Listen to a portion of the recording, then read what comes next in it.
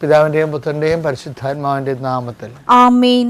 എൻ്റെ പ്രിയപ്പെട്ടവരെ, ഇന്ന് ഓഗസ്റ്റ് 8 വെള്ളിയാഴ്ചയാണ്.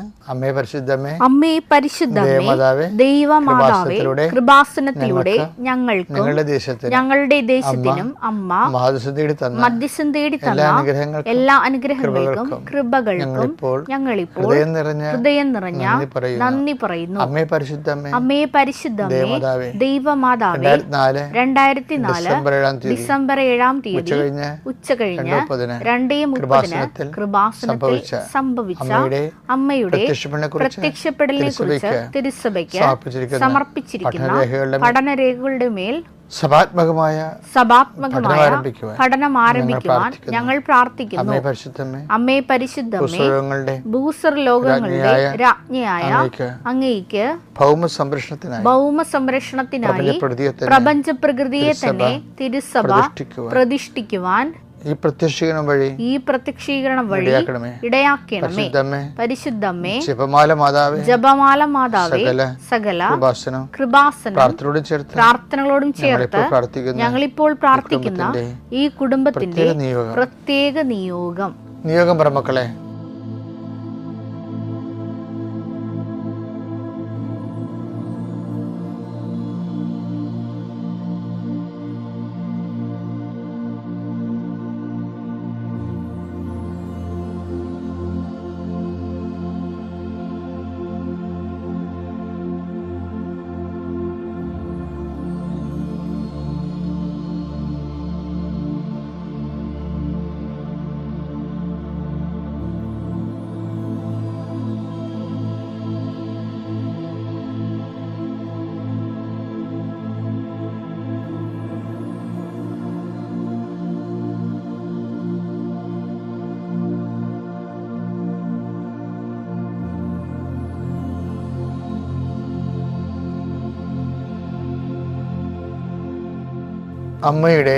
അമ്മയുടെ പ്രത്യക്ഷീകരണത്തിന്റെ ഈ അനുഗ്രഹവേളയിൽ ഞങ്ങൾക്ക് സാധിച്ചു തരുവാൻ കനിയണമേ. ആമേൻ. വിശ്വാസ പ്രമാണം. സർവശക്തനായ പിതാവും ആകാശത്തിന്റെയും ഭൂമിയുടെയും സൃഷ്ടാവുമായ ദൈവത്തിൽ ഞാൻ വിശ്വസിക്കുന്നു. അവിടുത്തെ ഏകപുത്രനും ഞങ്ങളുടെ കർത്താവുമായ ഈശോ മിശിഹായിലും ഞാൻ വിശ്വസിക്കുന്നു. ഈ പുത്രൻ പരിശുദ്ധാത്മാവിനാൽ ഗർഭസ്ഥനായി കന്യകാമറിയത്തിൽ നിന്ന് പിറന്ന് പൊന്തിയോസ് പീലാത്തോസിന്റെ കാലത്ത് പീഡകൾ സഹിച്ച് കുരിശിൽ തറയ്ക്കപ്പെട്ട് മരിച്ച് അടക്കപ്പെട്ട് പാതാളങ്ങളിൽ ഇറങ്ങി മരിച്ചവരുടെ ഇടയിൽ നിന്ന് 3-ാം നാൾ ഉയർത്ത് സ്വർഗത്തിലേക്ക് എഴുന്നള്ളി സർവശക്തിയുള്ള പിതാവായ ദൈവത്തിന്റെ വലതുഭാഗത്തിരിക്കുന്നു.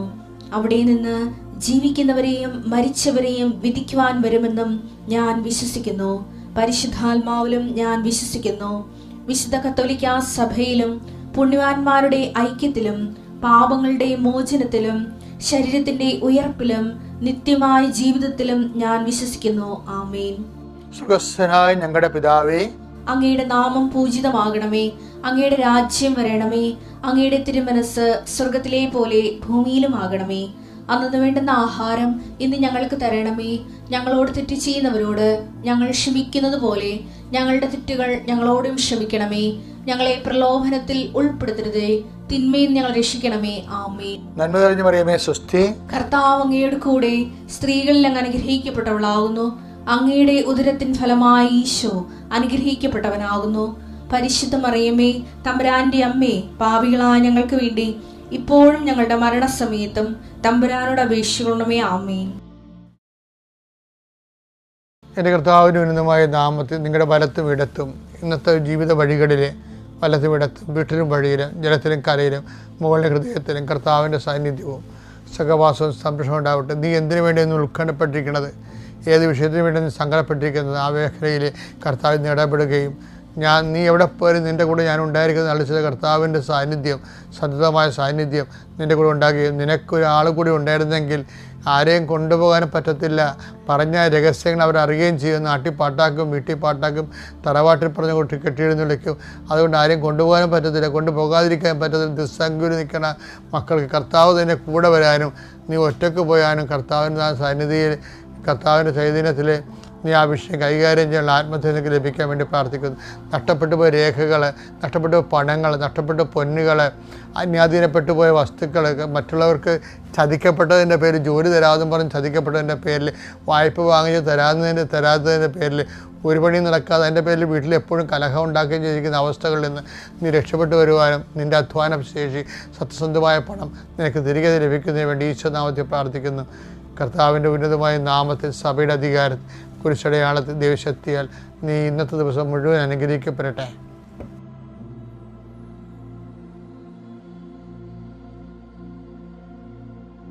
നമുക്ക് ആധ്യാത്മിക ജീവിതത്തിന് നമ്മൾ ശ്രദ്ധിക്കേണ്ട ഒരു വലിയൊരു കാര്യമുണ്ട്. ഈ കല്യാണം ഒക്കെ ചെറുക്കൻ കാണാൻ വന്ന് നിനക്ക് ഇഷ്ടപ്പെട്ടാന്ന് ചോദിക്കുമ്പോൾ പെണ്ണ് ചാടിക്കയറി, ചില പെൺപിള്ളേർ ചാടിക്കയറി പറയും എനിക്ക് ഇഷ്ടപ്പെട്ടെന്ന് പറയും. ചില ആൾക്കാർ മൗനം പാലിക്കും. അതിൻ്റെ കാര്യം എന്ന് വെച്ച് കഴിഞ്ഞാൽ ഞാനൊന്നും പറയണില്ല, മാതാപിതാക്കന്മാരുടെ തലയിൽ വെച്ച് കൊടുക്കണത്. അവർ നടത്തട്ടെ.